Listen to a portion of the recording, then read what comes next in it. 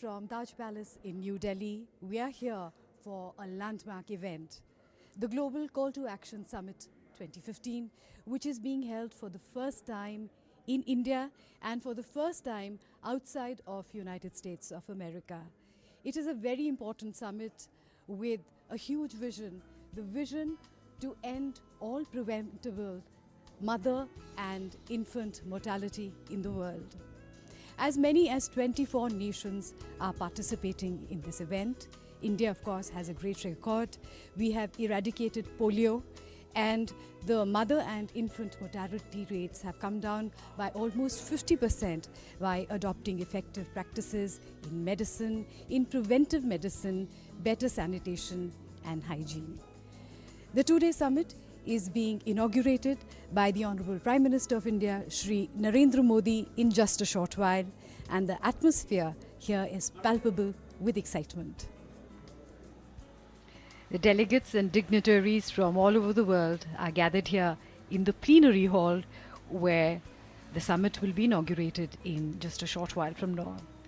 The Call to Action Summit 2015 for ending preventable child and maternal deaths is being co-hosted by the Ministry of Health and Family Welfare, Government of India, along with the Ministry of Health, Government of Ethiopia, USAID, UNICEF, the Bill and Melinda Gates Foundation, and Tata Trusts.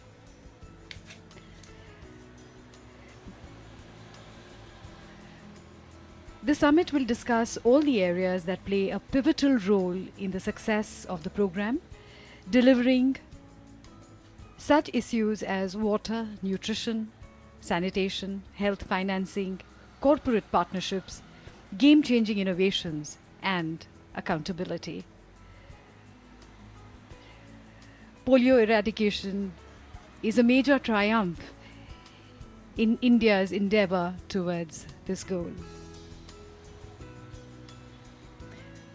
The 24 countries participating in the summit, which is being held in the lead up to the UN Summit for Adoption for the post-2015 development agenda. And we see the arrival of the Prime Ministerial motorcade as his limousine inches slowly towards the porch, the VIP gate of the venue. And we can catch a glimpse of the Prime Minister, Shri Narendra Modi.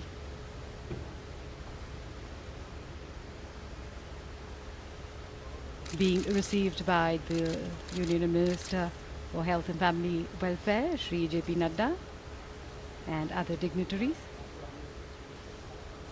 A major highlight of the summit is the ministerial conclave, where Minister of Health from 24 participating nations will reflect on initiatives that their countries are taking. Here he is being introduced to the various delegates, both from India and from other countries, delegates of UNICEF, USAID, the Tata Trusts, and the Bill and Melinda Gates Trust. The meet, of course, will evolve a set of tangible outcomes to create avenues for strong partnerships among countries in maternal and child health. A small photo op.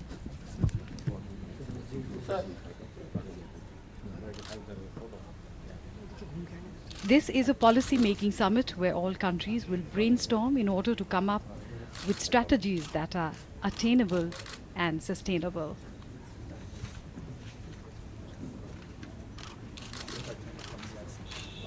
The Prime Minister being introduced to some of the delegates from the various countries. The participating countries are Afghanistan, Bangladesh, the Democratic Republic of the Congo, Haiti, Indonesia, Liberia, Madagascar, Malawi, Mali, Mozambique, Myanmar, Nepal, Nigeria, Senegal, South Sudan, Tanzania, Zambia, and Ethiopia and the US. One by one, the Prime Minister is being introduced to the delegates. These are ministers of health and some of the senior officials from these 24 nations.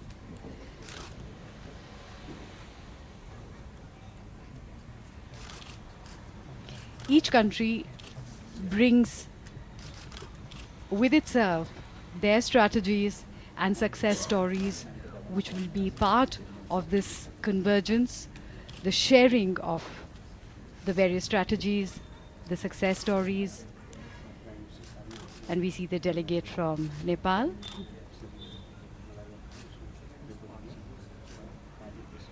The idea really is to create a fertile ground for learning and growing through a dynamic and enthralling experience. And a part of this experience is the marketplace, where the Prime Minister is now being introduced to various delegates from the different countries. The marketplace is divided in 5 thematic zones corresponding to systems, partnerships, innovations, convergence, and evidence.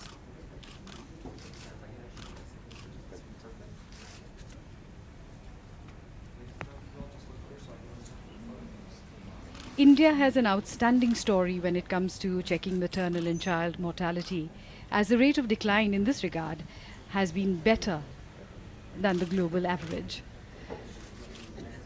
The decline rate of infant and mother deaths has been high due to effective health practices, vaccines, and the deaths have fallen by nearly 50%. In India, there are also plans to bring traditional medical practices into play. Ayush, that is Ayurveda, Yoga, Naturopathy, Unani, Siddha, and homeopathy doctors are also being roped in rural areas to facilitate access to healthcare.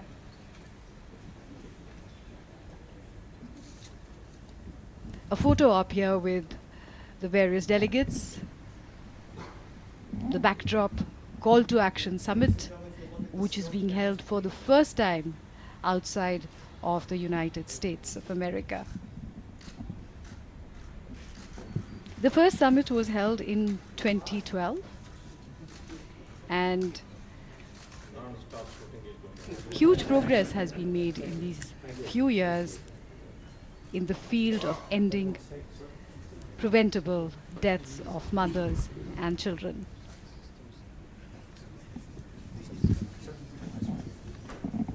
The Prime Minister being conducted around what is called the marketplace.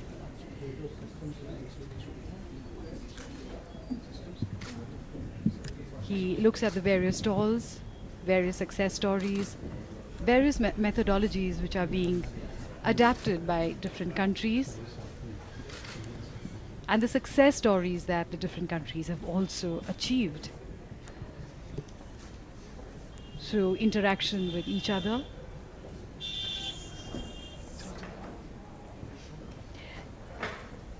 The marketplace has been divided into 2 major outlets.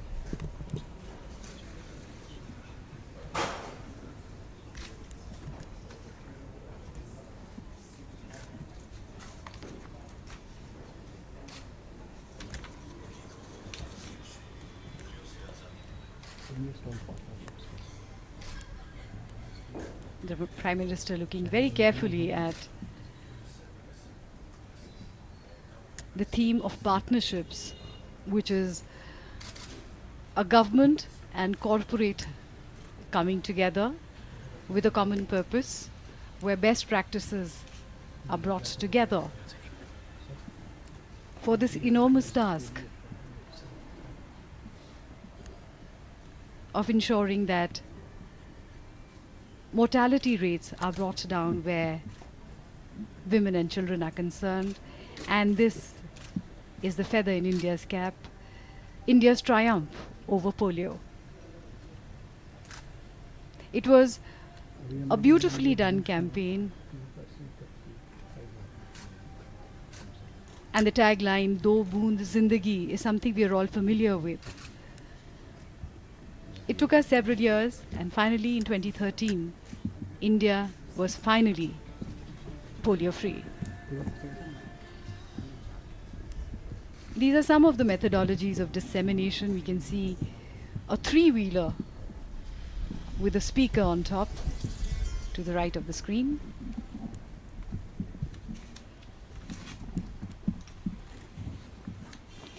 Eradicating infant mortality and improving maternal health are also a part of the Millennium Development Goals, or the MDGs of the United Nations.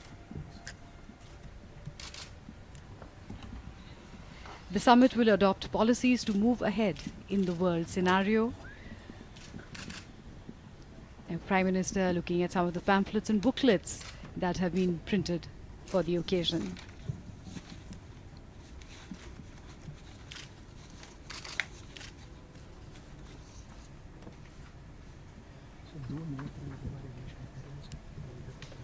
A brief look at some of the reading material which is available here.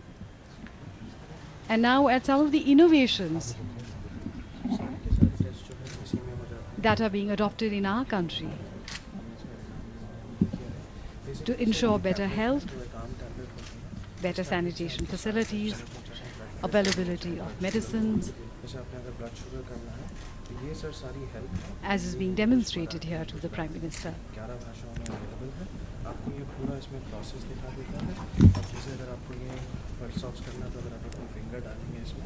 आपका ये result immediately दिखा देगा। अगर 90 से कम है तो sir जो साथ का FRU है, फर्स्ट रेफरल यूनिट है, प्राइमरी हेल्थ सेंटर है, वहाँ भी इन्फॉर्मेशन इमीडिएटली चली जाएगी कि इस माँ को, इस बच्चे को इमीडिएट हेल्प की ज़रूरत है। 108 सर्विस अपने आप कॉल हो जाएगी और सारा का सारा जो सिस्टम है सर इसमें हो जाएगा। बैग सर ये पूरा का पूरा सोलर पैनल का बना हुआ है। सो आप जैसे इसको लेके जा रहे हैं, अगर लेह लद्दाख में लेके जा रहे हैं तो ये साथ साथ चार्ज भी होता रहता है। और पूरा जो सिस्टम है सर, ये सारा हमने NHM के साथ मिलकर बनाया है। और यहाँ पर इसमें देखिए सर, सारी की सारी जो किट्स है, आपके सारे HIV, सिफिलिस, सारे जो आपके टेस्ट हैं वो यहीं पे आ जाते हैं। और ANM इसको कहीं पे भी यूज़ कर सकती है। जो आपका village health and nutrition wing है, जो आपका पंचायत है, वहाँ पर ही सारे टेस्ट हो जाते हैं। और सर मज़े की बात यह है, जहाँ पे मदर आती है तो मदर इन लॉ भी आ जाती है, तो सास भी साथ में टेस्ट करा लेती है, ससुर भी। सो पूरी फैमिली के सारे टेस्ट कहीं पे। सर अगर आप दिल्ली में माँ का टेस्ट करेंगे तो सुबह होगा, शाम को आपको पूरी रिपोर्ट मिलेगी। यहाँ पे सर रूरल एरियाज़ के अंदर, जहाँ जम्मू कश्मीर में चला रहे हैं, 45 मिनट में सारे टेस्ट और सारा रेफरल हो जाता है। Amazing how Make in India and Digital India are contributing to health in India, especially for the mother and child, because that is the basic unit for the development of any country, any society, and any economy. The Prime Minister is now leaving the marketplace, which will be open to visitors through the summit. The various delegates will come here and see what is happening.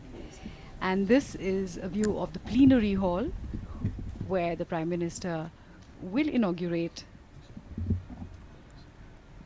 the Call to Action Summit 2015.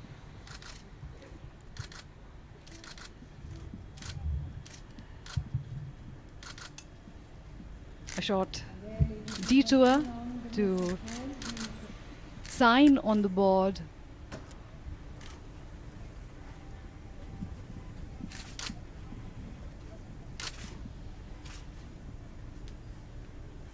and a short message, part of the pledge to work together with the world to bring down, or rather end, preventable mortality of mothers and children.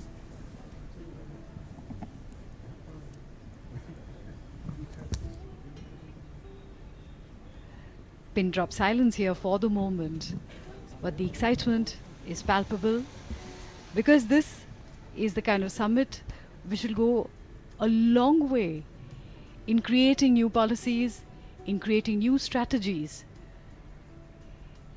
in terms of health for women and children all over the world. The Honorable Prime Minister of India, About Shri 45 Narendra different Modi. practices are being followed in the world to end preventable child and mother deaths. The Prime Minister arrives on the dais.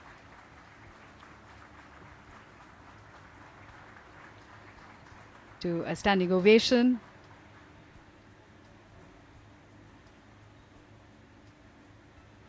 And we hand you over to the dais.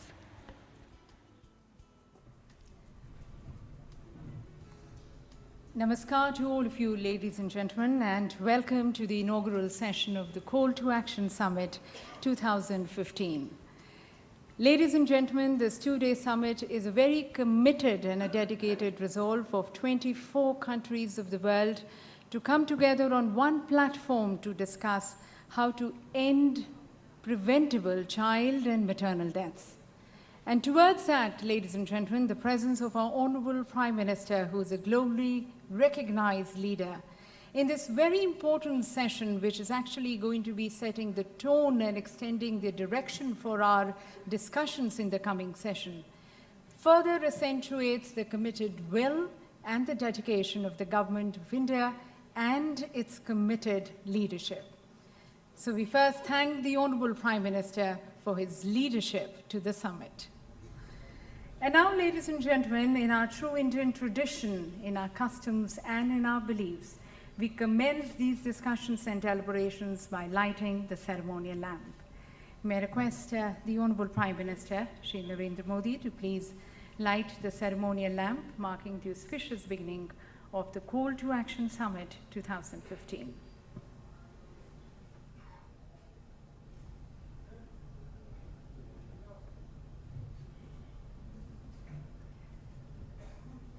Ladies and gentlemen, while lighting the ceremonial lamp, we mark the auspiciousness of this summit, seeking the blessings of the Almighty. May I also request the health ministers to please join in the auspicious act.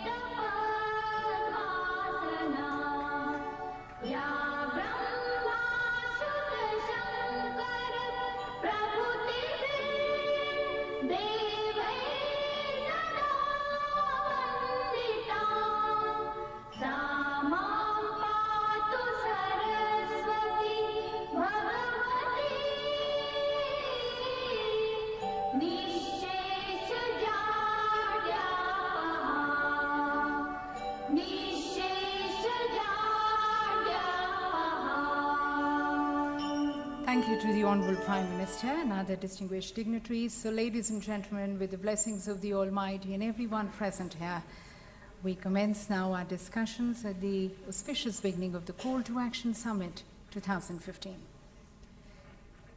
May I now invite respected Secretary, Ministry of Health and Family Welfare, Government of India, Shri Bhanu Pratap Sharma, for his welcome address.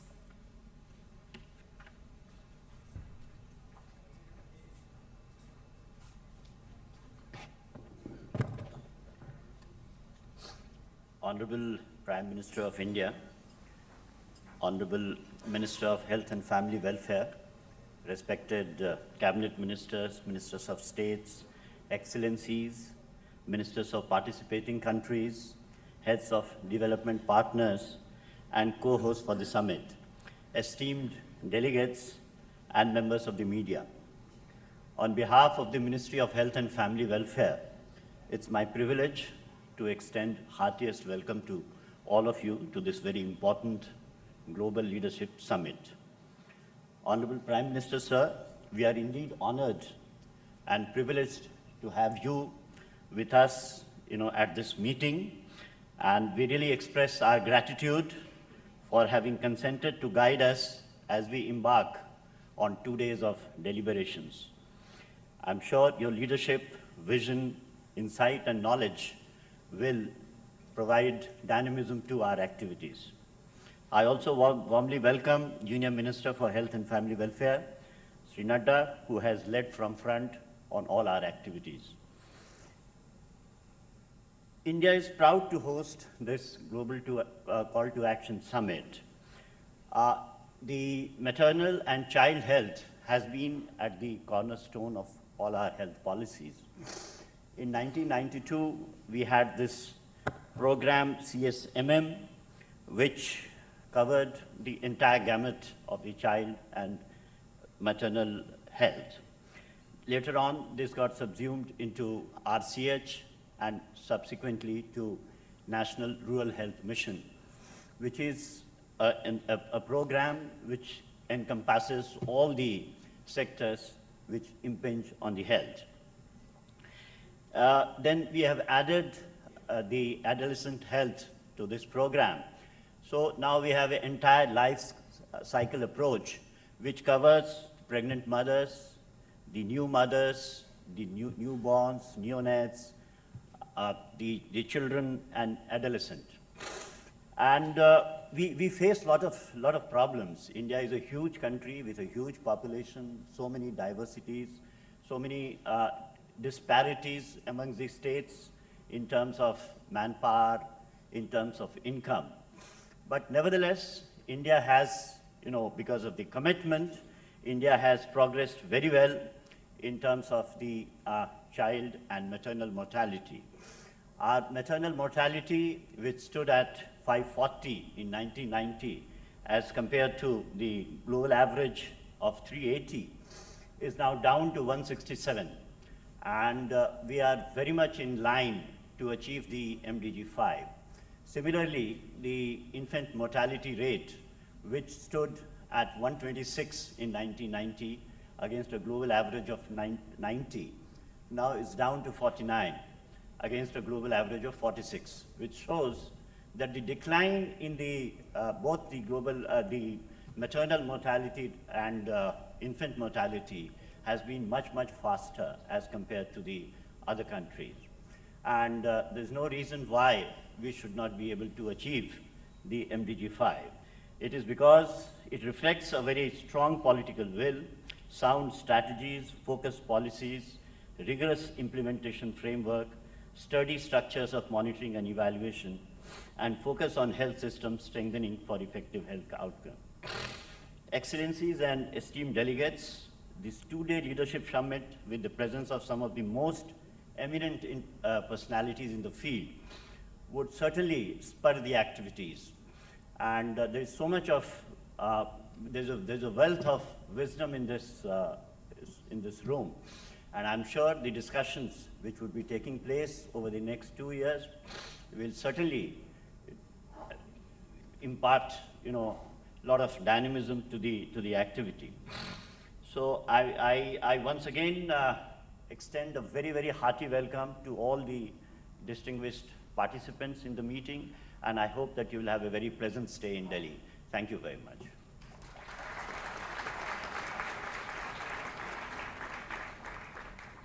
Thank you, sir, for your insights into the progress which has been made by India towards combating the child and maternal deaths. And now, ladies and gentlemen, we extend you reflections on leadership matters. I would like to invite our speaker, the Acting Administrator of USAID, Mr. Alfonso E. Lenhart.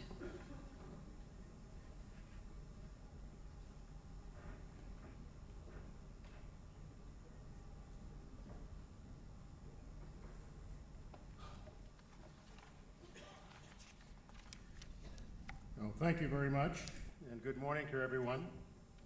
I want to thank Prime Minister Modi and the government of India, the government of Ethiopia, UNICEF, the Bill and Melinda Gates Foundation, Tata Trust, and the World Health Organization for hosting this important summit. It is incredibly powerful to see so many of you here to stand up for children and women around the world.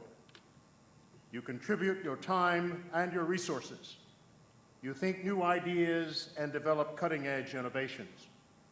And you lend your voices, all for the purpose of saving the lives of society's most vulnerable people. And you do it every single day. So I take this opportunity to thank you. Thank you all for all that you do and all that you will continue to do, because we are not done yet. Today, we face a situation considerably less bleak than it was in 1990, when more than 12 million children under the age of 5 died every year because of preventable conditions and diseases. But still today, far too many children, 6.3 million each year, are being robbed of the chance to lead full and healthy lives. They are being robbed by illnesses we can prevent and by infections we can treat. And far too many mothers, nearly 300,000, won't get to hold their newborns in their arms. Ripped from the world in the prime of life, these women won't have the chance to raise their families or contribute to their communities and to their countries. When a child dies and when a mother dies giving birth, it is a tragedy for all of us, because we miss out on everything they might have offered, and because it continues the vicious cycle of extreme poverty that holds the entire world back. Together, we can break that cycle.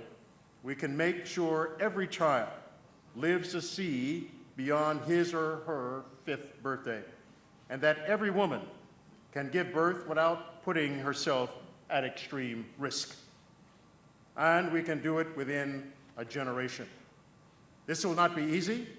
It will require major investments in health, not just from donor nations and global institutions, but from each country's own domestic resources. We will also need to employ new technologies and scale up proven and simple interventions. For example, treatments such as oral rehydration salts and zinc for diarrhea are available at a low cost and can save hundreds of thousands of lives. Perhaps most of all, ending preventable child and maternal death will require leadership and collaboration. We need civil society, the private sector, and governments to work together through Every Woman, Every Child, and other such partnerships. We need country ownership, concrete commitments, and results-oriented action plans. Our partners across the globe are already demonstrating this kind of leadership.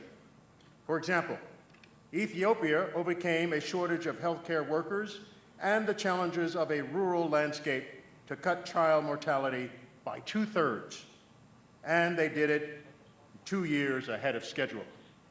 And India has shown impressive leadership, setting ambitious goals and moving resources to support low-cost, high-impact interventions that have eliminated polio and neonatal tetanus.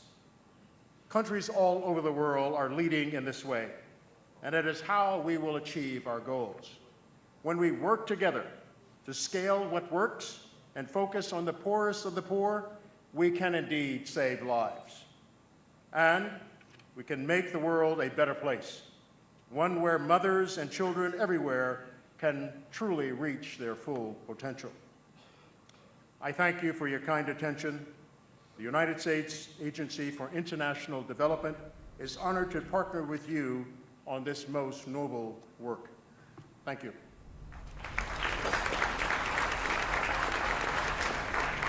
Thank you, sir, for citing the importance of innovations, partnerships, and country ownership towards combating this challenge. And now, ladies and gentlemen, we bring you the perspective on what will be the drivers towards ending preventable child and maternal deaths. I would like to invite our esteemed speaker, Dr. Geeta Rao Gupta, Deputy Executive Director, UNICEF.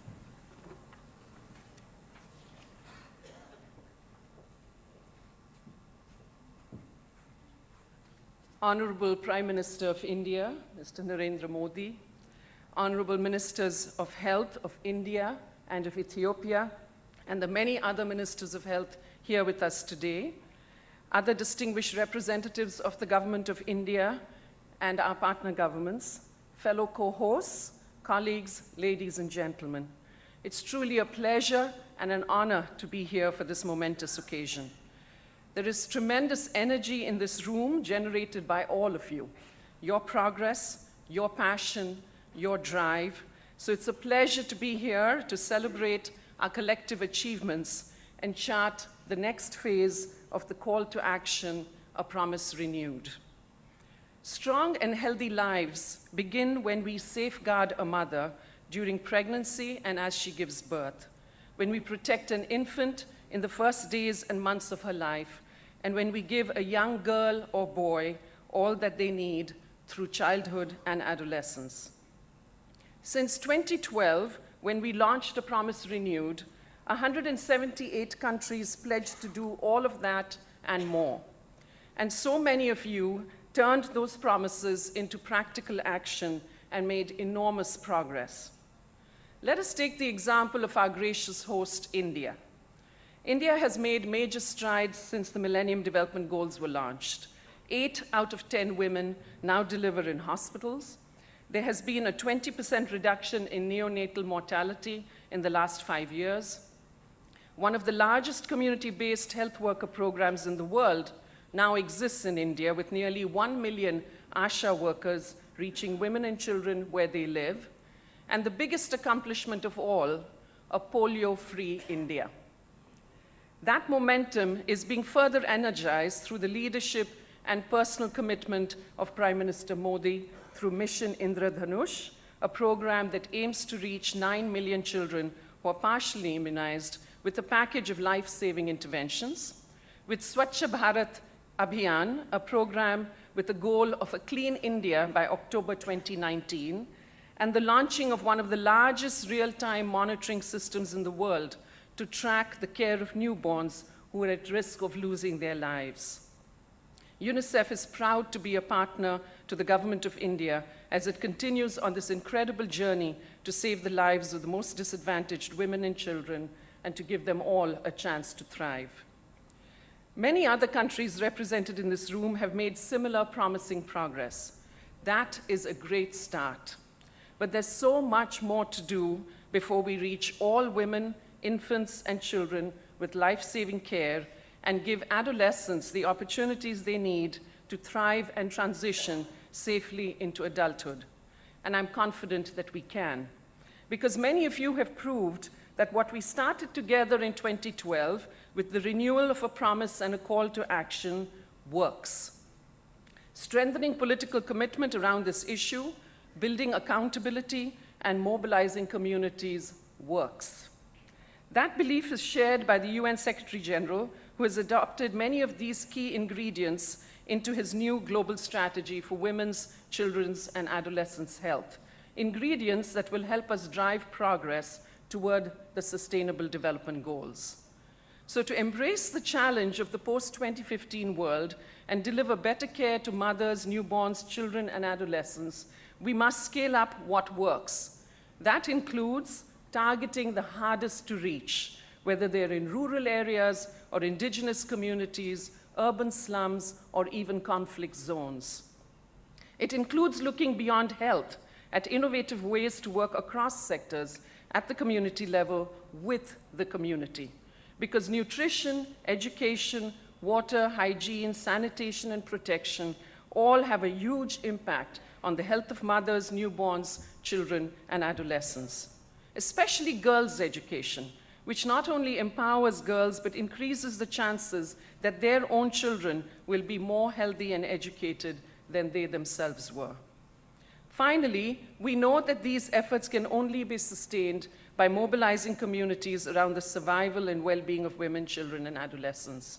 I'm talking here about a social movement, which brings together governments, civil society, the private sector, and UN agencies. Imagine how influential these voices could be in demanding better services for all, in holding each other accountable against specified targets and goals. What a powerful tool of change that could be. Each of you, in your different capacities and in your different countries, has begun that process of change. So let's harness the energy here today and drive forward the new agenda for all mothers and their newborns, for all children and adolescents. Give them all a chance to survive and to thrive, and to give the world a new story to tell in 2030 as we celebrate the close of the Sustainable Development Goals. Thank you.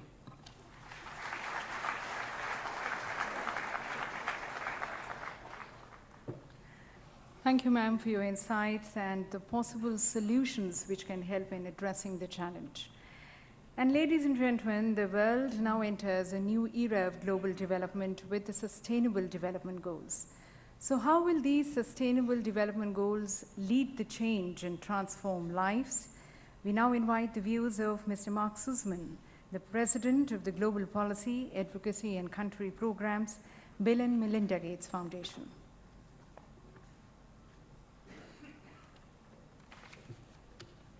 Honorable Prime Minister, honorable ministers, excellencies, delegates.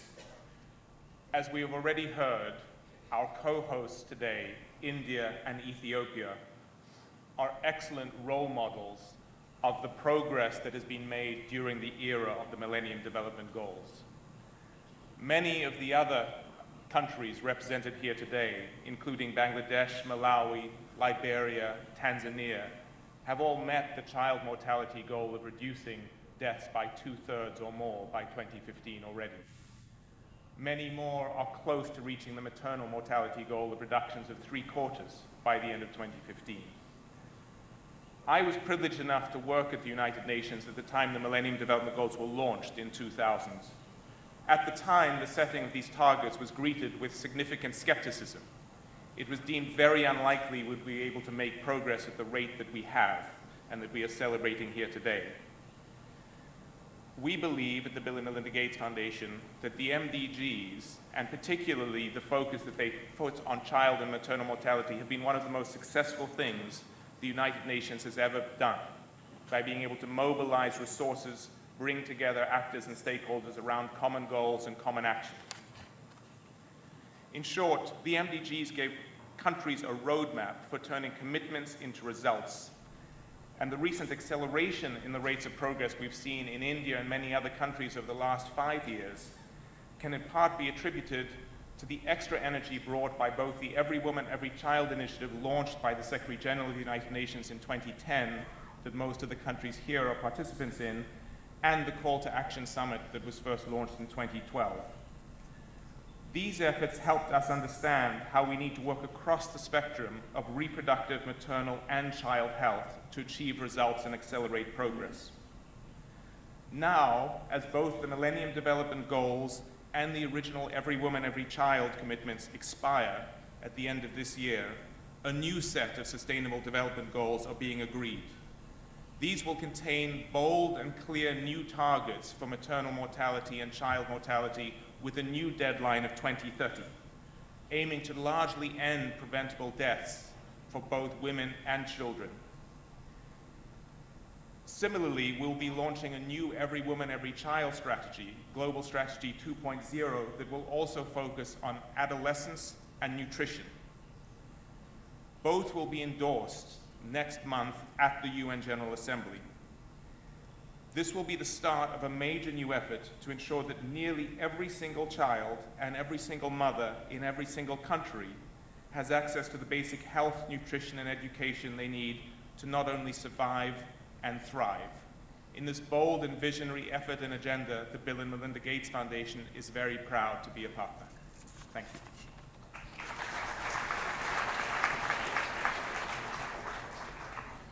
Thank you, sir, for introducing us to the target which we have set forth with the Sustainable Development Goals. And now, ladies and gentlemen, we invite the views on philanthropy and innovations in the future, inviting our esteemed speaker, Mr. Krishna Kumar, the trustee of the Tata Trust, India.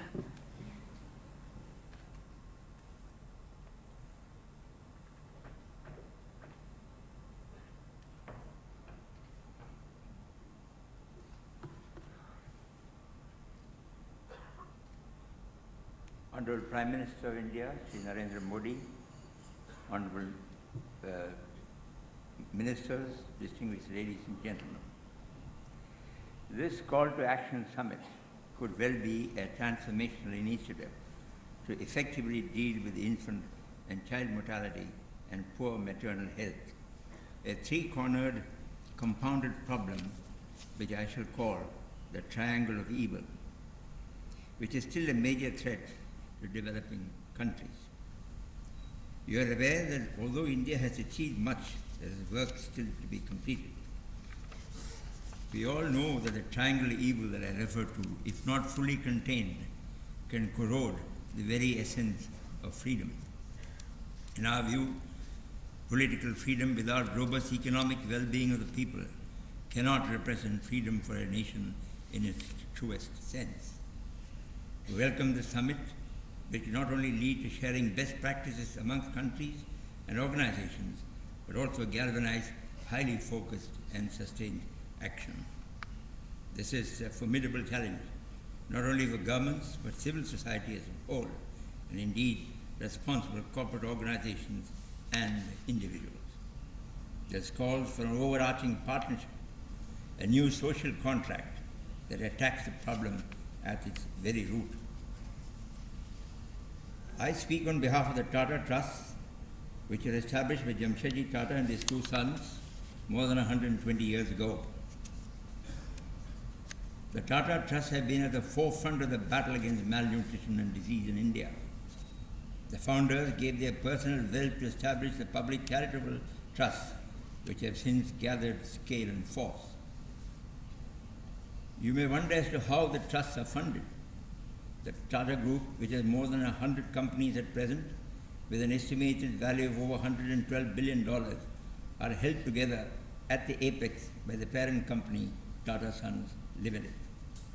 Most of you may not know that 2/3 of the ownership of Tata Sons itself is held by the charitable trusts.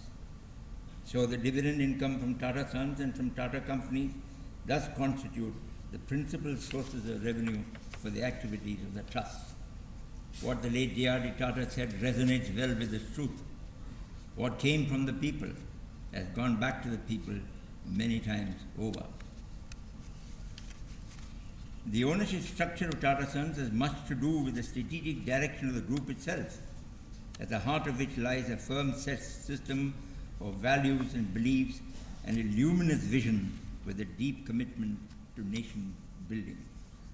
In the last 2 financial years alone, for example, the trust has spent more than 1,000 crores, a substantial part on health-related interventions across the length and breadth of our country.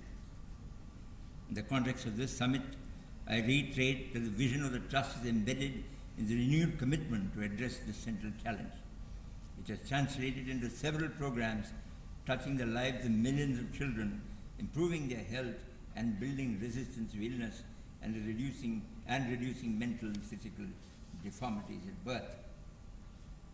The trusts are conscious of the persistence of infant mortality, chiefly attributable to malnutrition and poor sanitation, equally applicable to poor maternal health. These problems have prodded the trust to work on holistic programs based on the latest scientific inputs. Nutrition is linked to multiple aspects like availability of balanced diet, clean drinking water, and proper sanitation, all of which need not separate but integrated solutions. We are convinced that knowledge and technology are powerful tools that can be effectively deployed to deal with these challenges. To address the factors relating to stunting, wasting, and anemia among infants and children, the trusts have begun work on a number of initiatives in the high-burden districts of Maharashtra, Rajasthan, Uttar Pradesh, and Odisha, with an overall endeavor to improve maternal and child health in these regions. These initiatives are being developed, designed, and implemented in partnership with state governments, leading development agencies, and community organizations. Works in progress for fortification of staples in several regions of our country has commenced. We recognize that innovations in complex food products can happen only if we reach out for new ideas and new technologies. We also need strong central government support to overcome obstacles which we are sure under the leadership of Mr. Narendra Modi we will receive. We are therefore working with some of the world's best universities and establishments to use technology to good effect. For example, a path-breaking collaboration with the Massachusetts Institute of Technology, MIT of the US, is in place.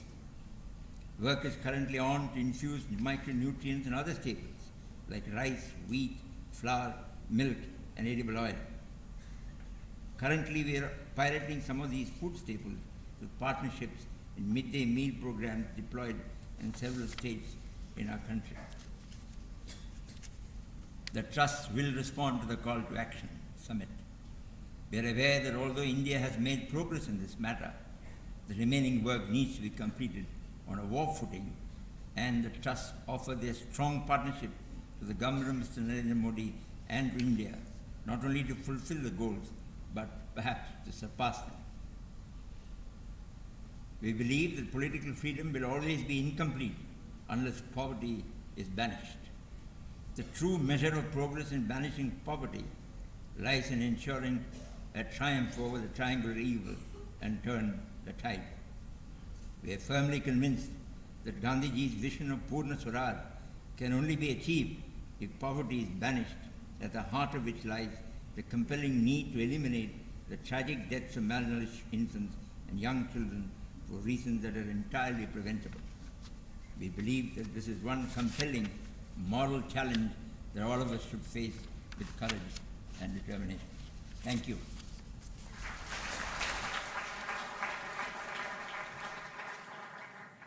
Thank you, sir, for your guiding views and your dedicated commitment to the Call to Action Summit 2015. And ladies and gentlemen, may I now invite Dr. Poonam Khetrapal Singh, the Director at the Regional Office for Southeast Asia WHO, for her views on developing an inclusive global agenda.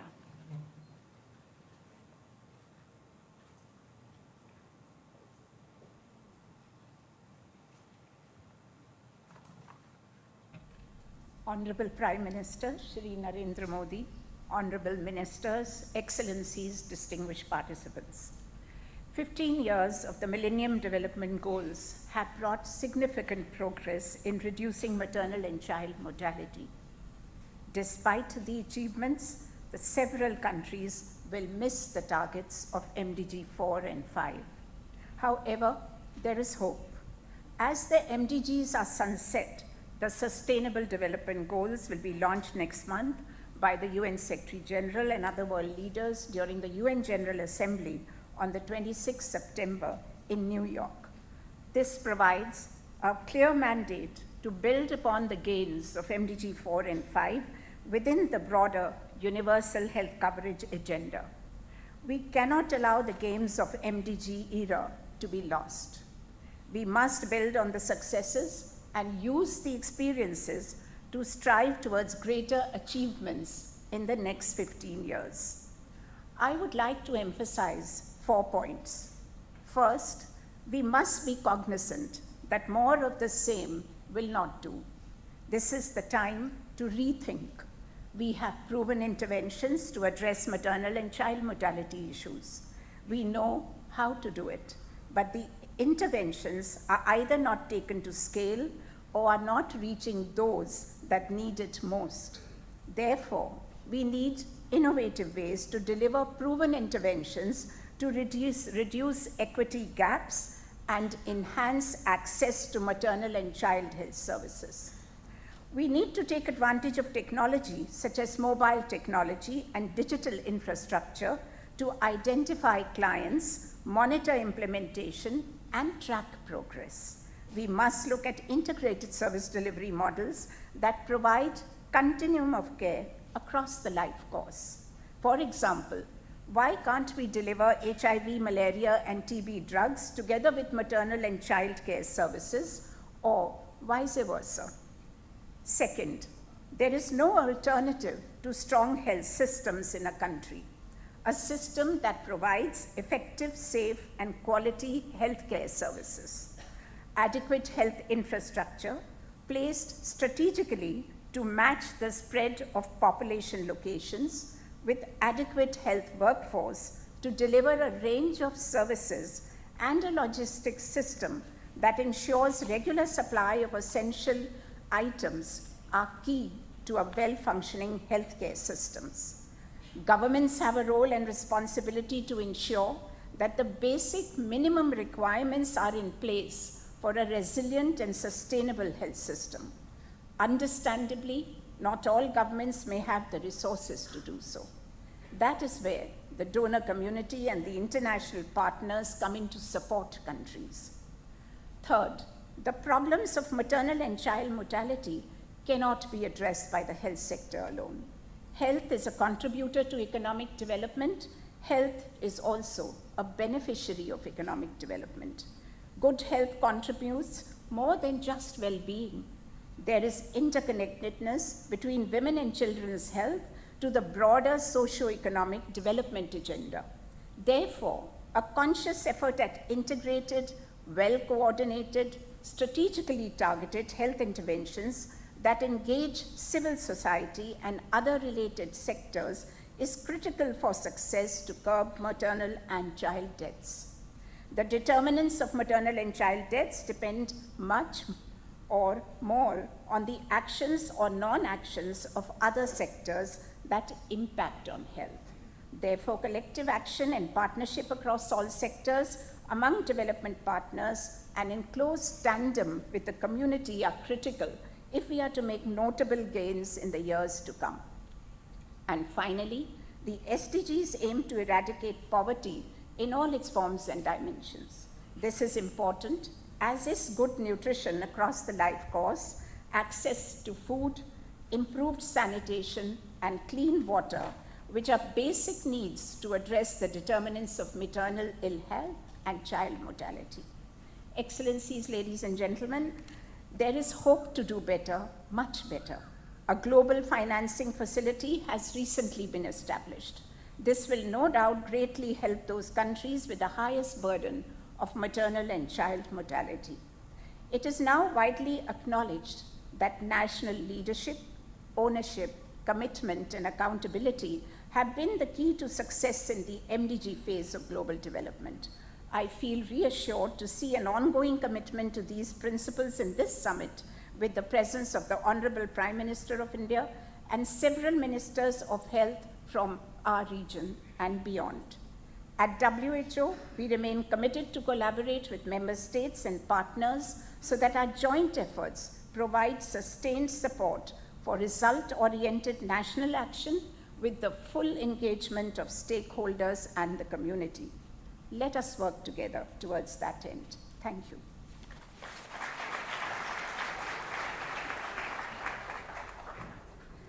Thank you, ma'am, for your suggestions and recommendations and for your commitment. And may I now take the privilege and the honor of inviting the distinguished Honorable Health Minister of Ethiopia, Dr. Kisite Birhan Admasu, for his address.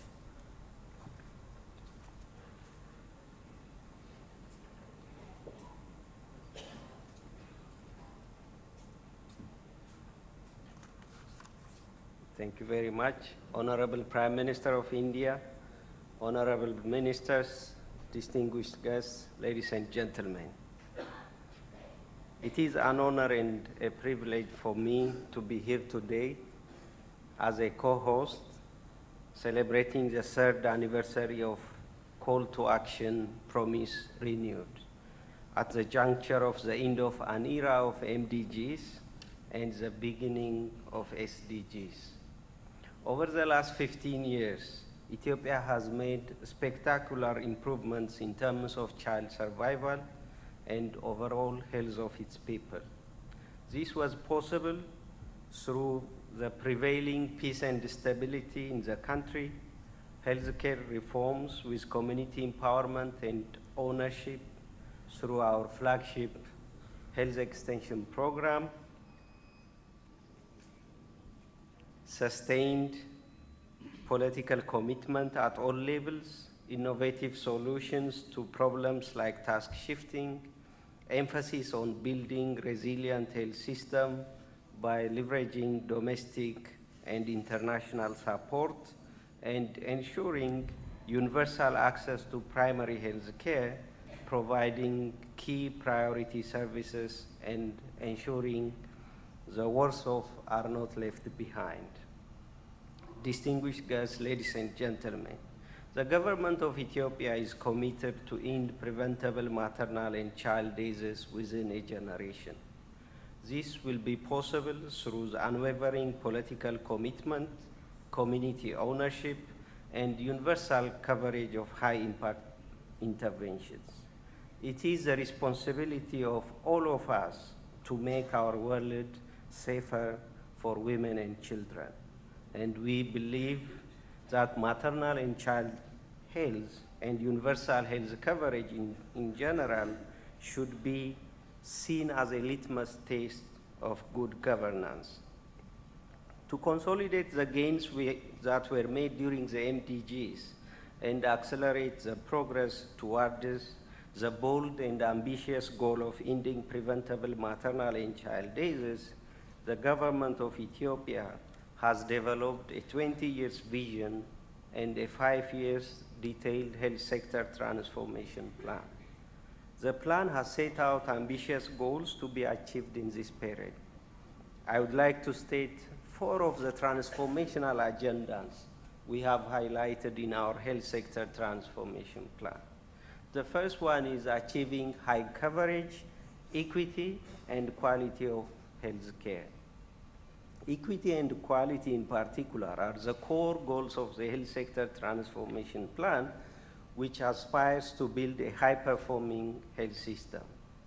Ethiopia has, over the years, demonstrated remarkable progress in expanding access to health care that resulted in dramatic improvements in critical health indicators. The gains have been as a result of improvements in health status amongst the disadvantaged groups, particularly those living in rural areas. Despite this progress, substantial inequalities still exist in health outcomes based on differences in economic status, education, and place of residence and gender. It is important in countries like Ethiopia that have started from a very low base to be satisfied and be complacent when you hit a coverage of 80%, 90% of critical interventions. But it is important to ask the question, who are the 10%, who are the 20% that are left behind? And we have to have a health system that responds to this important question of reaching every woman, every child in every part of the country. Achieving equity and quality will not be easy and will not happen overnight. We understand that. But most important of all, it will require a movement. And this movement requires a strong and able leadership at all levels of the system, robust participation and support of the community to ensure equity and quality of health care. In Ethiopia, essential health service is a constitutional right. But if you go to many parts of rural Ethiopia, people don't consider it as their entitlement. When they get the service, they consider it as a privilege. So we have to create a movement that empowers communities, that they are entitled to hold the government, to hold the health facilities accountable to deliver health services. So we will launch during this health sector transformation plan period what we call a health literacy movement, informing people, citizens, to demand services from health facilities and local governments. The second transformation agenda we have is what we call Warada transformation or district transformation. Ethiopia is a federal government with extreme decentralization to the district level. So we really want to transform our districts so that they are able to achieve high coverage of services, equity, and quality. And in the Warada transformation or district transformation, we have identified 3 pillars. The first pillar is creation of what we call model village or model kabalis. Our health extension program, the flagship program, has been implemented over the last 10 years. And the core success indicator of the health extension program was the graduation of model families, meaning families that get their children vaccinated, that have latrines, that goes, when there is a pregnant woman that goes to, to the clinics for antenatal follow-ups, that give birth in health facilities. These are model families that have demonstrated behavior change, that have improved the uptake of critical services. And we want to take in the next 5 years to the next level of moving beyond having model families to having model village, where we have open defecation-free village, home delivery-free village, and village where critical school-based health interventions are taken to scale. So we will focus on creating model village through social movements, through the network of volunteers we have created with the support of our health extension workers. The second pillar of the district transformation is universal health coverage with robust financial protection. And we have been piloting what we call community-based health insurance in 200 districts. And in the next 5 years, we will take it to all districts, 875 districts in the country, with 100% coverage. And this will also ensure that people improve their uptake of the services. The third will be to have a high-performing primary health care unit. So the districts to have the capacity to look at the performance of our primary health care units, and for us to monitor the performance of the PHCUs using key performance indicators, and to have a mechanism to turn around those low-performing primary health care units. So with these three important pillars, we hope that we will achieve our district transformation agenda. The third transformation agenda in our health sector transformation plan is what we call information revolution. If you go to any facility across the world, a lot of data is collected, but few is analyzed and used to make decisions, particularly at the local level. Thousands of data sets are collected, but only few are required to be reported to national level. And those are the indicators that are most often analyzed. But there is a lot of data that can be used to improve the planning, to improve programming at the local level. And we will have the capacity, we will build the capacity in all health facilities, in all our districts and regional states, to do proper analysis of data and use it for decision making. And we will also digitize the 18 million family folders we have rolled out throughout the country, and to look at what is happening on the real-time basis at the community level. And we will also have data integration using different sources. The last transformation agenda is developing human resource, developing the health workforce which is caring, respectful, and compassionate. And we will work very hard with our health and education ministry together to revise the curriculum, to make sure that we scale up the enrollment capacity of our health science college, and to guide and motivate and commit our health workers to end preventable maternal and child health and all the other ambitious goals we have set for ourselves.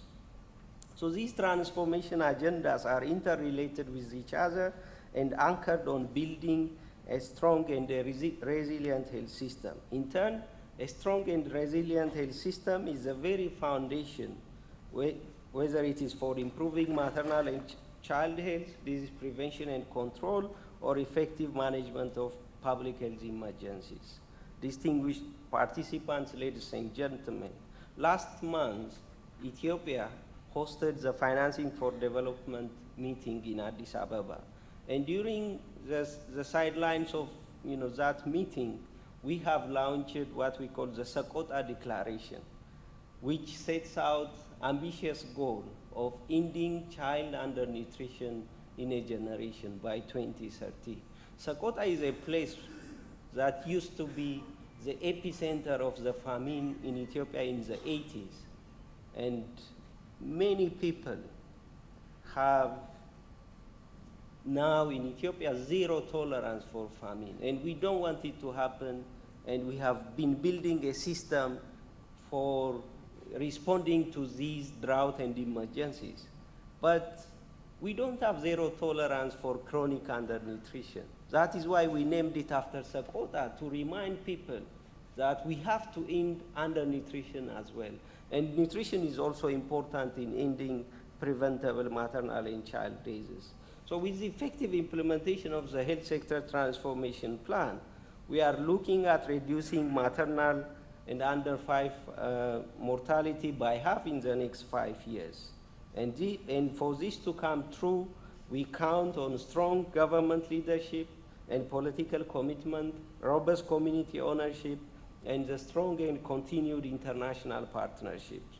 In closing, I call upon all of us here to join hands to make the world a better place for mothers and children, and work together and share knowledge and experiences that will enable us to end preventable maternal and child diseases within a generation. We can and we must translate mothers and children's rights to realities. I wish you fruitful discussions and deliberations. Thank you very much. Thank you, sir, for sharing the initiatives and the mission which you have outlined for yourself for the government of Ethiopia towards addressing the challenge.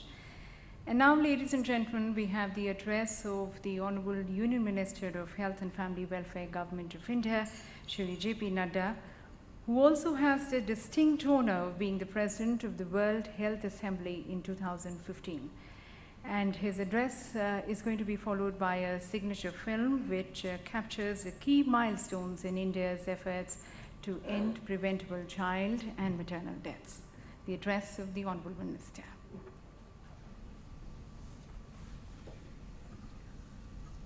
Honorable Prime Minister of India, Shri Narendra Modi ji, health ministers from participating countries, ministers from various states of India, distinguished delegates.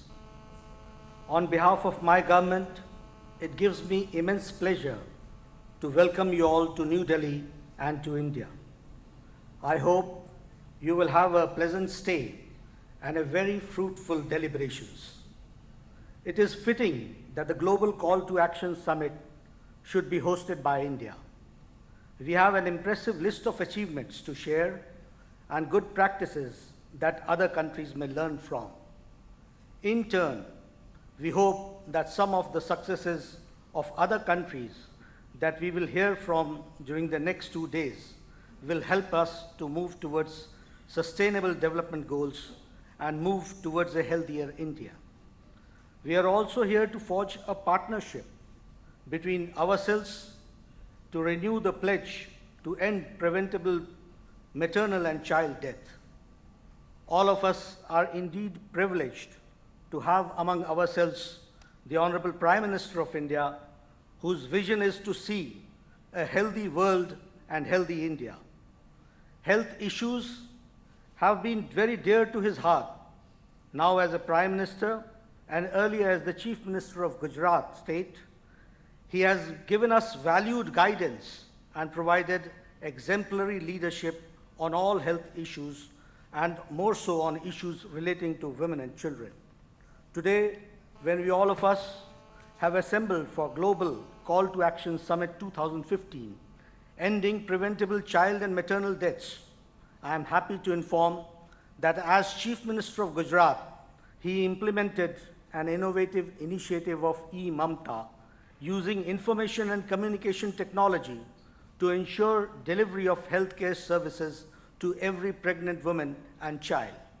This has been scaled up nationally as Mother and Child Tracking System, MCTS. As a champion of convergence, he has set an example by launching the Beti Bachao and Beti Padhao movement.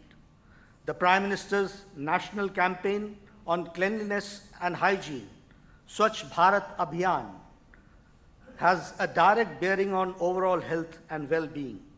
We have a young population, we must make them healthy.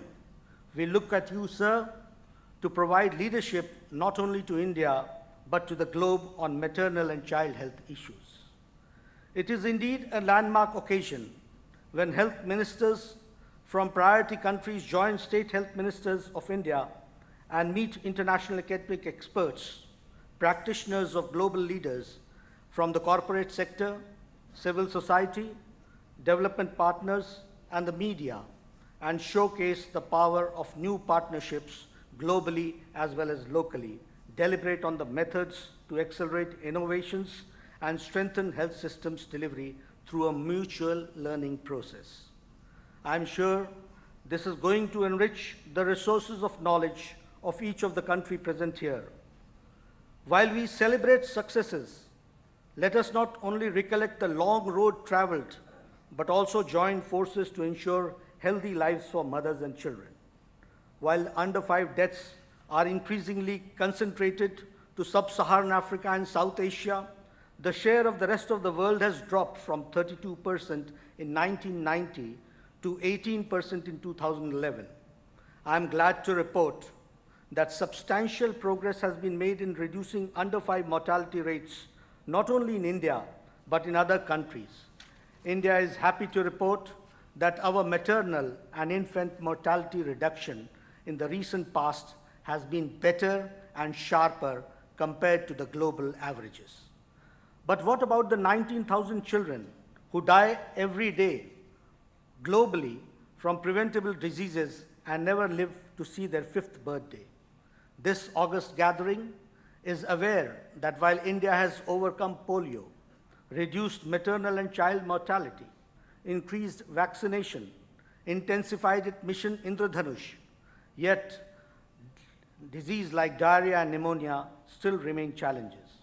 Our ministry has launched intensive campaigns for diseases like malaria and tuberculosis and HIV/AIDS to raise awareness and provide health care for infants, children, and vulnerable populations. I'm sure that there will be a lot of learning from other countries about ways in which these challenges can be addressed. Providing nutrition and addressing anemia are other priority areas for women and children, and our government is accelerating all efforts to see to it that we fight this disease and we fight this challenge and make it a success. While we are making all efforts, we must make sure that we walk the extra mile to reach the unreached. This is our priority area. The underprivileged and the hard to reach deserve the first attention. Equity must be the core of our thinking. Countries with higher burden of maternal and child mortality will need to make an extra effort. Today is an ideal setting where we will learn from each other and embark on new pathways to reach the underserved. India has already started the process by shortlisting 184 districts which need a concerted effort. It is time also to build on achievements and strengths, take advantage to ensure that new vaccines and improved healthcare practices reach the last mile to the disadvantaged, to those who lack access to service by using technology and trained health workers. A promise renewed requires sustained multiple sector action to improve health of the world's children. Various fora in this summit, like the marketplace and the panel presentations, will focus on each one of these areas, providing opportunities for countries to discuss challenges and pathways to transformative change. Some of the good practices in the area of RMNCH and A and participating countries will find a place in the marketplace that showcase best practices is a platform for sharing and learning. I hope you will visit the marketplace that has been inaugurated by Honorable Prime Minister and get a chance to view demonstration of effectiveness of theme entitled for systems, partnership, innovations, convergence, and evidence. I'm sure under the leadership of Honorable Prime Minister, we are committed to the cause of maternal and child health. We will not only be able to move towards sustainable development goals, but also aspire for a better world for mothers and children. I take this opportunity to to welcome my ministerial colleagues to the ministerial conclave, which will discuss the leadership agenda for change and help and define concrete terms the transformation that we would like to see in terms of maternal and child health outcomes for every woman and every child to survive and thrive is the best possible way. I also welcome my colleagues, health ministers, and officials and ministries and of various states. Distinguished delegates, I welcome you once again and I wish our deliberations every success. Thank you.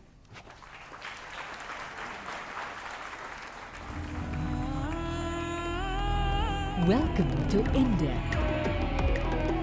But this is not the India you've known. This is another India.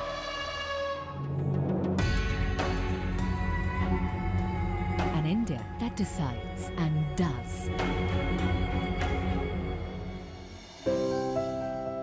Welcome to the new and vibrant India, where women are our pillars of strength. Children are our hope. We made a pledge along with all of you to protect and nurture them. Today, we have achieved an environment where mothers and children have a chance to thrive and prosper. Given our population, diversity, geographic versatility, and culture, we have developed programs that work for us. Our commitment to progress in Millennium Development Goals is best reflected in a higher decline than the global average in under 5 mortality rate and maternal mortality ratio. Prior to 2005, less than half the pregnant women in India went to an institution for childbirth. Today, almost 80% of childbirths are institutional, and we are not far away from the day where almost all childbirths will be institutional. This is because of facilities like improved transport systems to bring pregnant women to health facilities and schemes that have ensured institutional accessibility to every mother and infant. On 27th March 2014, India was officially declared polio-free. Today, maternal and neonatal tetanus have also been eliminated. ASHA, or Accredited Social Health Activist, has been a game changer in the maternal and child health program in India. Nearly 1 million community-level women now reach almost every part of India. Sparked by the visionary leadership of our Honorable Prime Minister, we are striding ahead to better our best. As a next step, Mission Indradhanush is targeted at hard-to-reach communities. In the next 5 years, we hope to provide full immunization cover to every child in India. The India Newborn Action Plan was launched in September 2014 to end all preventable newborn deaths and stillbirths. Kayakalp, a recent program, has been introduced to keep hospitals clean and safe. As a part of our nation's strategic integrated approach, a number of schemes have been launched at the national level that are all interlinked to build a healthy, progressive India that reaches its rightful potential in the global community. Our milestones in health have been significant because we believe a healthy mother and child mean a progressive, developed nation. Join us and our partners to create an India that smiles with health and happiness.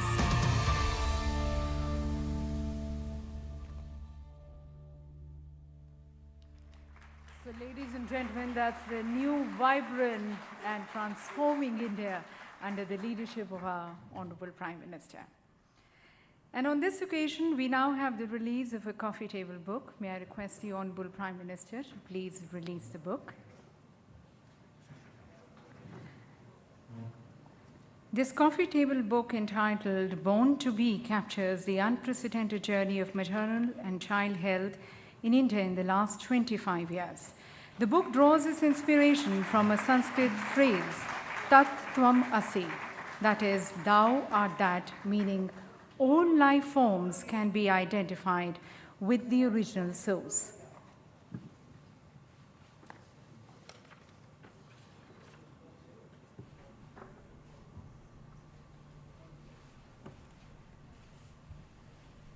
And this book recounts the progress made in reductions in child and maternal mortality from 1990 to 2015 and is a tribute to the dedication of all the frontline workers. And may I now request the Honorable Prime Minister to kindly release the report, Acting on the Call.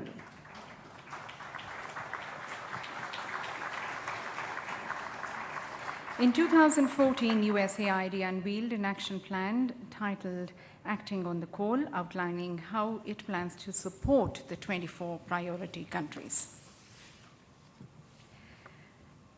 And ladies and gentlemen, as we emphasize on the role of leadership towards combating this daunting challenge, in Prime Minister Modi, we have an extremely dynamic and a very sensitive leader who's believed in gender equality, and therefore he's always emphasized on the adequacy of good health care and good nutrition for women and children. And I think all present here will agree that a true leader must have a compelling vision to lead, to steer people forward, and to help. And our Prime Minister Modi embodies both this vision and drive, inspiring people, inspiring nations, inspiring the world with his plans. So please join me, ladies and gentlemen, in inviting our Honorable Prime Minister, Prime Minister Modi.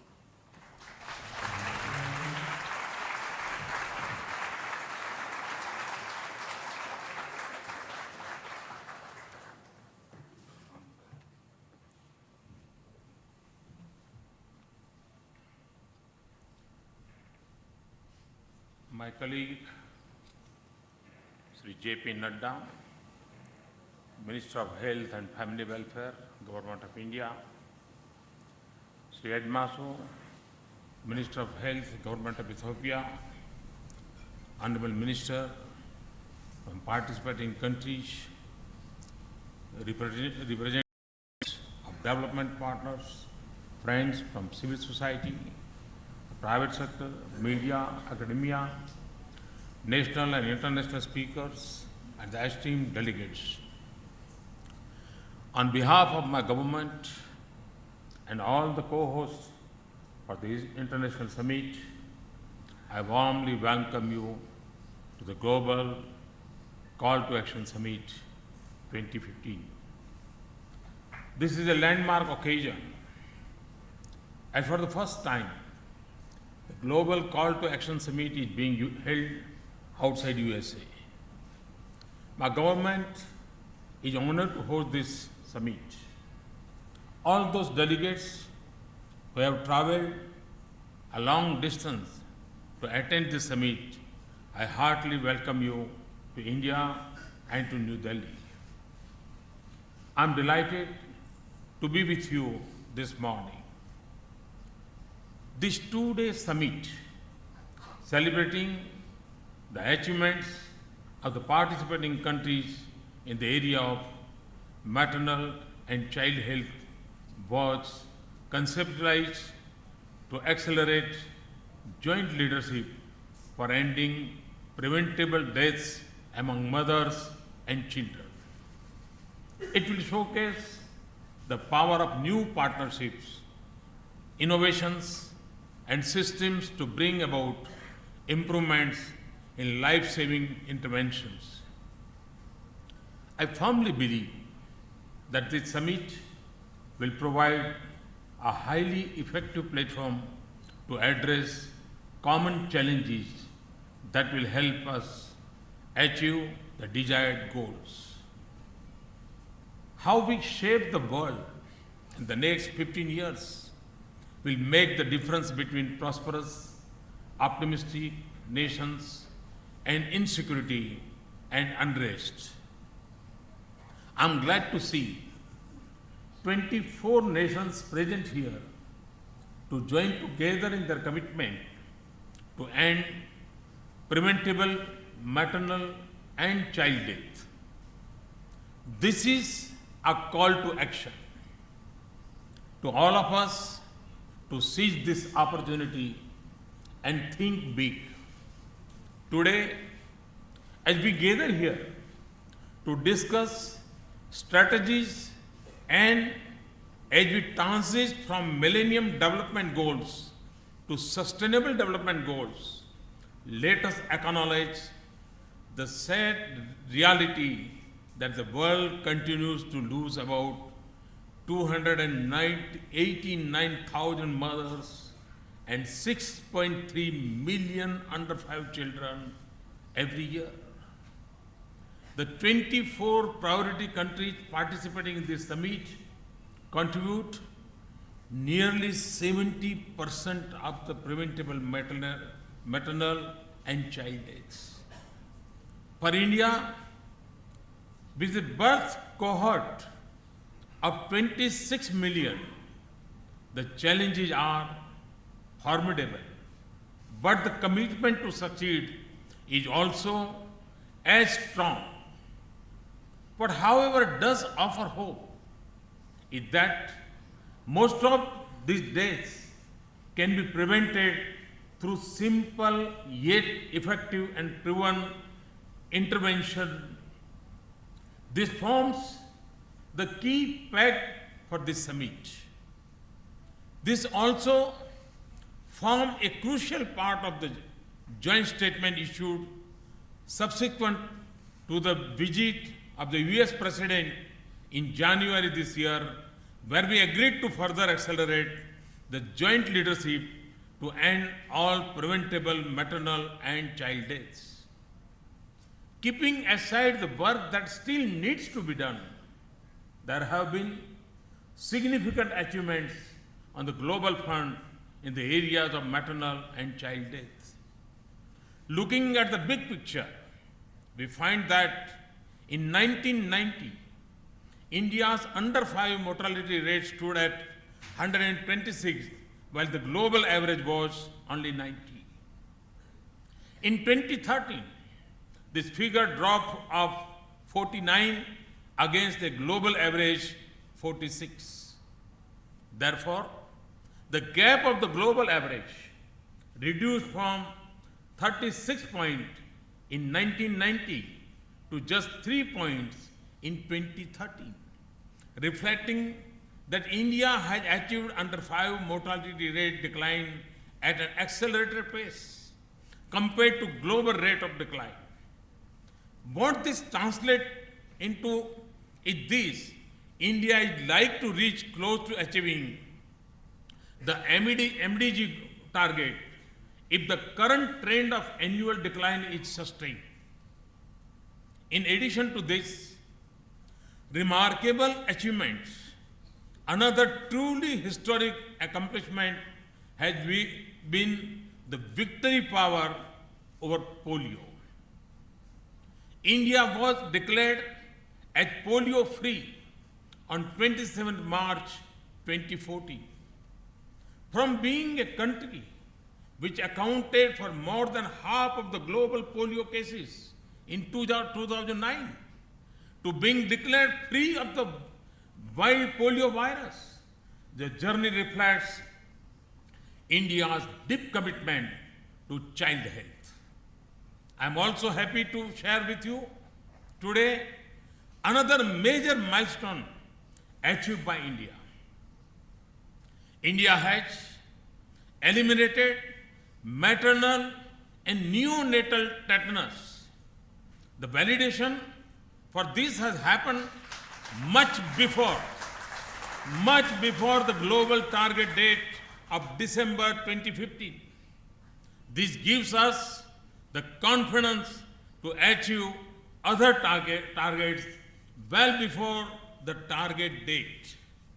The efforts of being polio-free and maternal and neonatal tetanus free nation and the accelerate the full immunization coverage in the country, my government has added to the world's largest immunization drive, another mission known as Mission Indradhanush.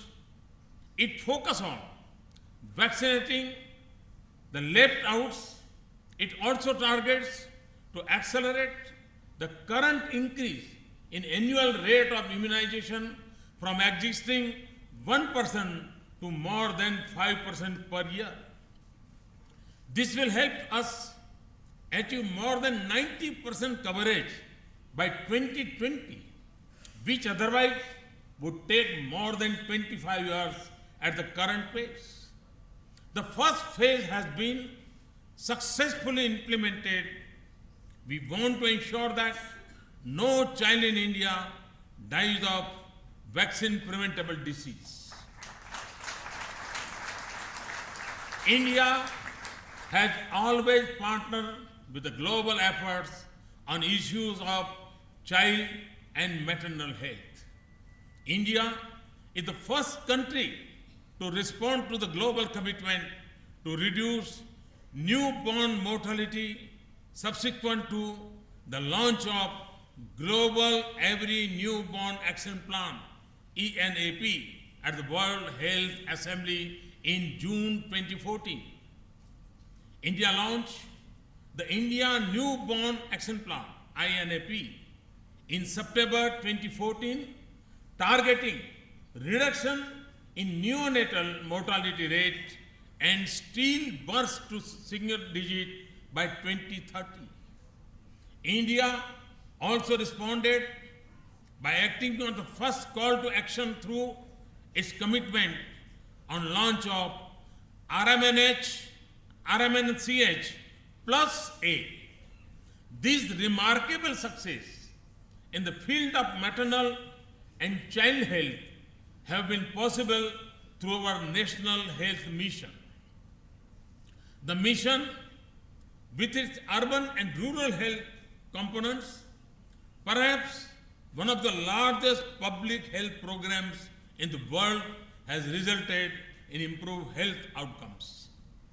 52% of India's under 5 mortality is contributed by deaths of newborns in the first month of life. Under the NHM, our approach emphasizes a continuum of newborn care both at community and facility level. Our focus has been to get pregnant women to have a safe delivery in our institutions. We launched an ambitious program, Janani Suraksha Yojana, where incentives were given for delivering in public institutions to the beneficiaries directly. As a result, today, more than 75% of the deliveries take place in our institutions. This has directly contributed to reduction in maternal mortality. We are fully aware that out-of-pocket expenses remain a key barrier for women to access timely health care and services. To overcome this, we have launched a program called Janani Shishu Suraksha Kalyan, under which every woman delivering in a public health institution as well as the newborn is entitled to free and cashless health service with an assured provision of free drugs, diagnostic and diet besides free to and fro transport. This has helped to further improve our institutional deliveries. Not only are the mothers provided focused health services, but individual beneficiary tracking is being done through the countrywide maternal and child health tracking system,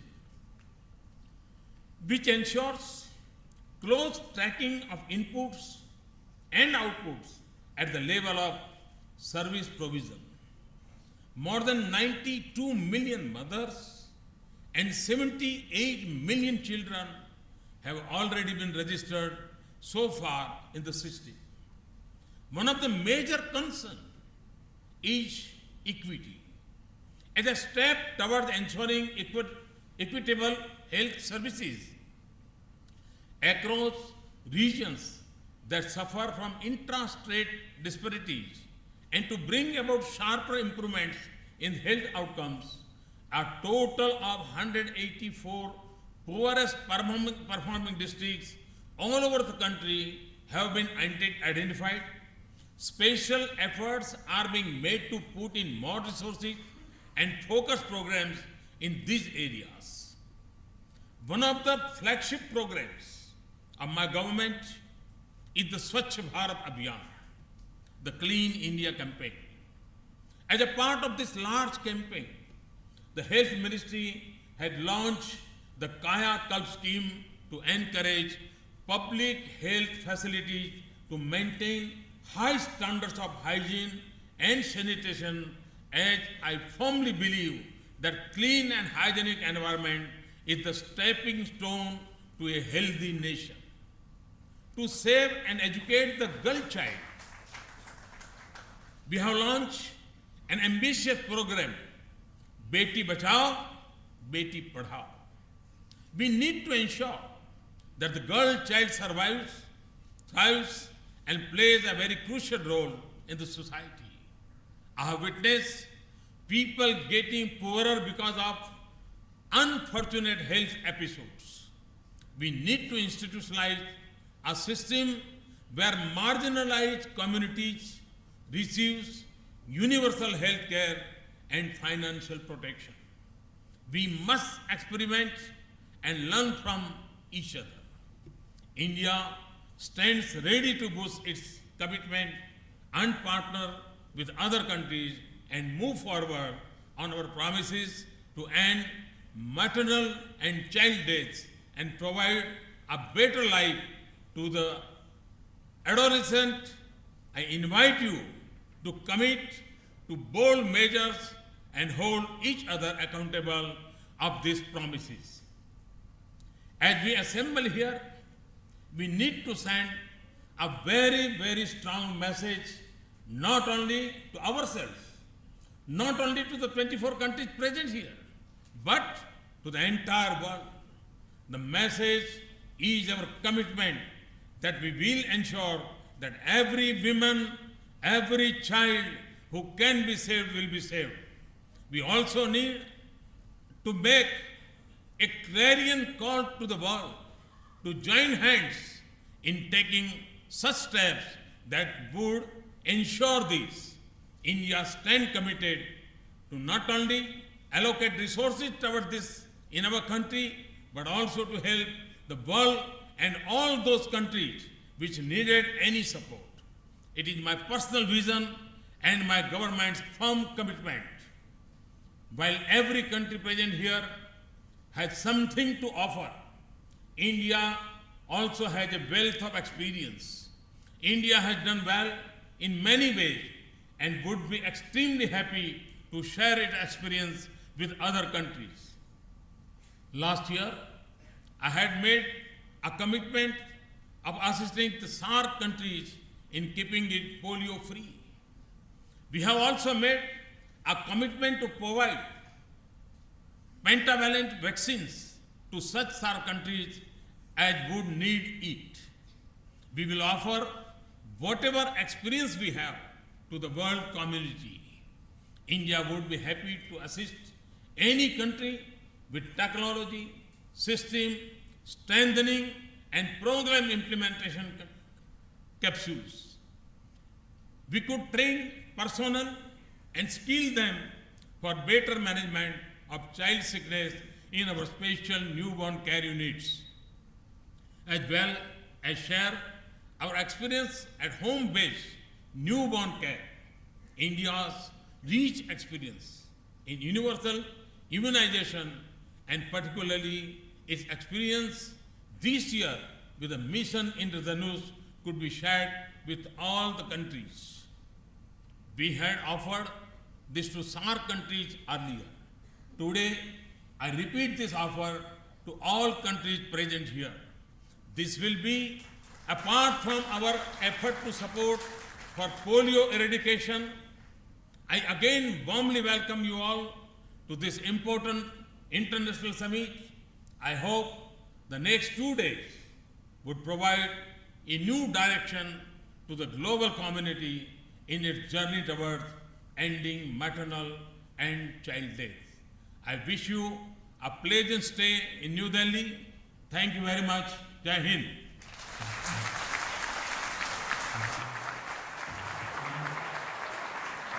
Thank you, Honorable Prime Minister, for sharing your very progressive vision and extending your leadership to the summit. So thank you once again, Honorable Prime Minister. And ladies and gentlemen, as we conclude the session, may I now invite Mr. C.K. Mishra, the Additional Secretary and the Mission Director, National Health Mission, Ministry of Health and Family Welfare, Government of India, to kindly propose a formal vote of thanks.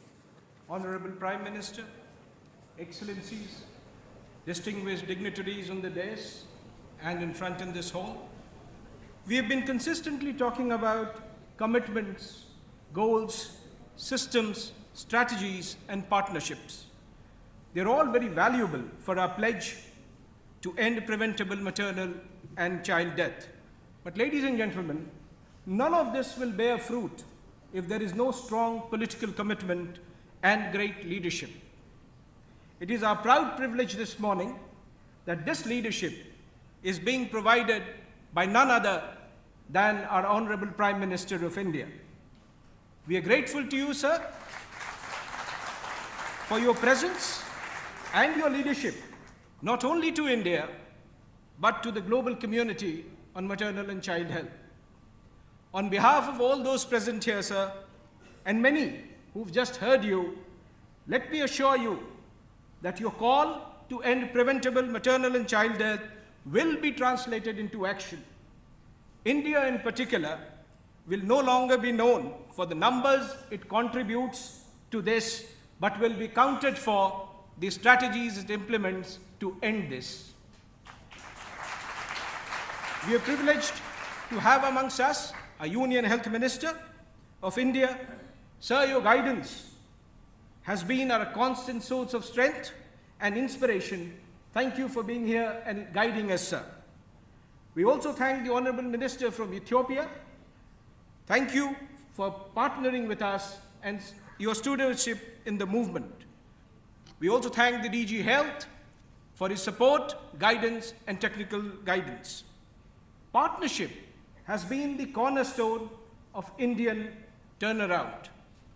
Our gratitude, ladies and gentlemen, to all our partners, USAID, UNICEF, BMGF, WHO, Tata Trust, and all others.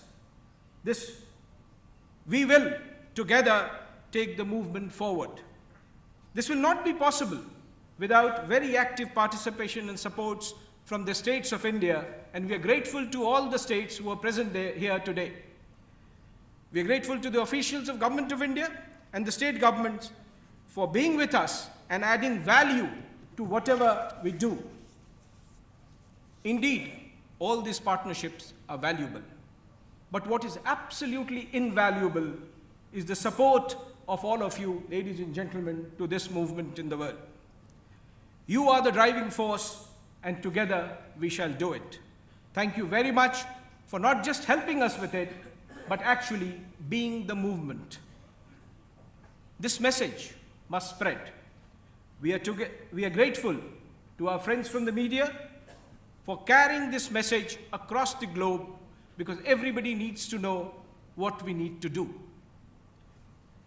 We pledge today to make the globe a much safer place for all our mothers and children. They are born to be. Thank you, all of you who assisted us, helped us, all the officials and others in organizing this summit. Thank you very much, ladies and gentlemen.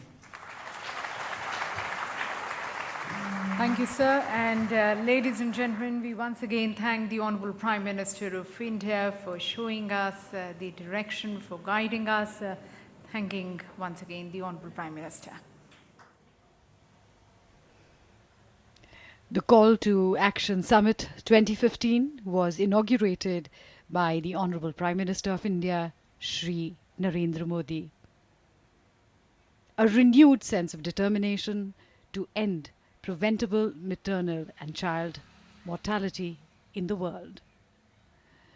The Prime Minister leaves the venue, but deliberations will continue here over today and tomorrow. But for the moment, our team takes leave from Taj Palace.